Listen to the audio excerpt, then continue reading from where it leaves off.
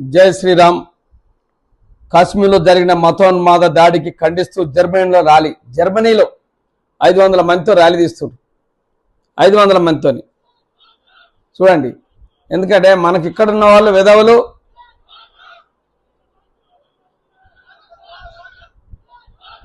500 మందితో ర్యాలీ తీస్తున్నారు. మన ఇక్కడున్న విధవలేమో వాని జెండా పట్టుకొని తిరుగుతుండ్రు. లొంగమ్మడ కొడుకులు వాని జెండా పట్టుకొని తిరుగుతుండ్రు.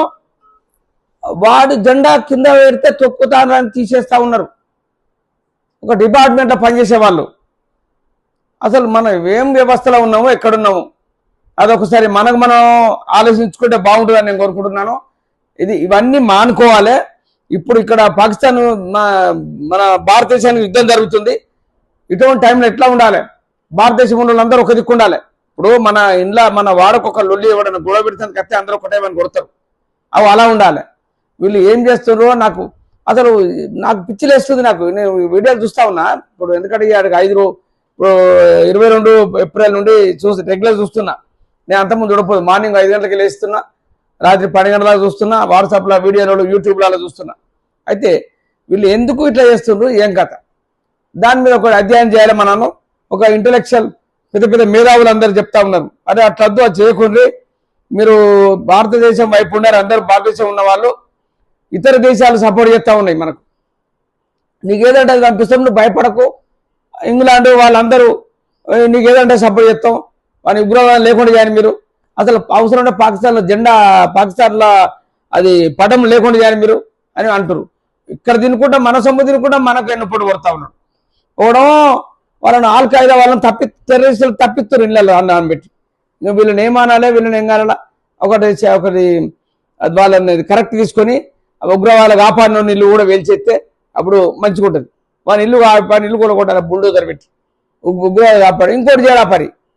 వాళ్ళకు మంచి చేద్దామని మోడీ గారు మంచి చేద్దామంటే కాశ్మీర్కు మంచిగా బతుకుతుంటే వాళ్ళు అక్కడ కాంప్లెక్స్లు కట్టుడు, షాపింగ్ మాల్ కట్టిపించుడు అట్లా చేస్తూ ఉంటే వీళ్ళు ఈ తప్పుడు పని చేసుకుంటూ పోతా ఉన్నారు.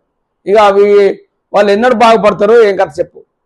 ఎంత చేసినా కూడా అసలు వాళ్ళు బాగుపడరు.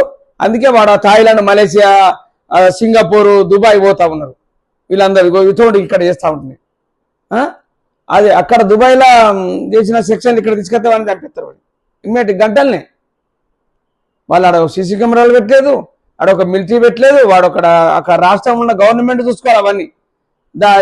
పర్యాటకాల చుట్టూ వాళ్ళు డ్రోన్లు పెట్టి అక్కడ పెట్టుకొని చూసుకోవాలి. వాడే సపోర్ట్ చేయవాడే సంపు అని. ఇంకా వాడేం చేస్తారు మనకు? అటువంటిప్పుడు వాళ్ళు ఎక్కడ మన రాష్ట్రం డెవలప్ అవుతుంది?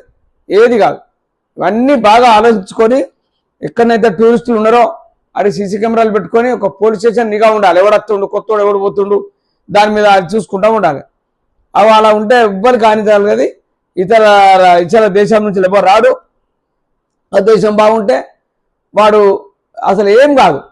అంతమంది మిలిటరీ పెట్టిర్రు, అంతమంది పోలీసు వ్యవస్థ పెట్టిర్రు. వాడు ఇంటి దొంగ ఈశ్వరుని దొరకబడ్డాడు. వాడే సపోర్ట్ చేయబడ్డ వీళ్ళని తప్ప వాళ్ళని తప్ప అసలు మనం చేస్తాం. అవన్నీ అబ్జర్వ్ చేసి ఆలోచించుకొని వీళ్ళందరూ మన టూరిస్టులు కూడా ఇక బోర్డు బంద్ చేస్తే వాళ్ళకి రోగం తిరుగుతుంది. అది ఇటు గోవా పోతారు, ఇటు విశాఖపట్నం పోతారు, కాకినాడ పోతారు. వాళ్ళకి సూచనలు ఉంటాయి. అప్పుడు అలా రోగం తిరిగి వానికి అన్నం దొరకకుండా అవుతుంది. ఆడ ఆ హోటల్ అన్ని కాలు ఉంటాయి. వాడు వేసే ఫుడ్ తినాలి. వాడు ఉంటాయి కదా కొన్ని వస్తువులు కొనేటి అడిపోరు. ఇవన్నీ ఆలోచించుకొని కాశ్మీర్ ప్రజలకు ఒకటే చెప్తున్నా, దయచేసి ఉగ్రవాదులను మీరే అరికట్టాలి. వాళ్ళు ఎంతకైనా అరికడతారు. వాడు ఏమైనా వస్తుడు నీ ఇంటనే వాడుకుంటుండు, నీ ఇంటి తింటుండు, నీ బిడ్డనే చేసుకుంటుండు. వాడు ఇక్కడ పిల్లలకు అంటుండు పోతుండు. వాడు వచ్చే డబ్బు కాశపడి మీరు అసలు తప్పుడు పని చేయకూడదు, మీరు అది చేయొద్దని నేను అనుకుంటున్నాను. అక్కడ కూడా తెలుగు వాళ్ళు చాలా మంది ఉన్నారు. ఇక్కడ జమ్ములో నాకు తెలిసిన వాళ్ళు చాలా మంది ఉన్నారు. మన తెలుగు వాళ్ళు కూడా ఉన్నారు. ఆంధ్ర తెలంగాణ నుంచి ఆడున్నారు. తోటలు పెట్టుకొని ఉన్నారు, ఇల్లు కట్టుకొని ఉన్నారు. జై శ్రీరామ్.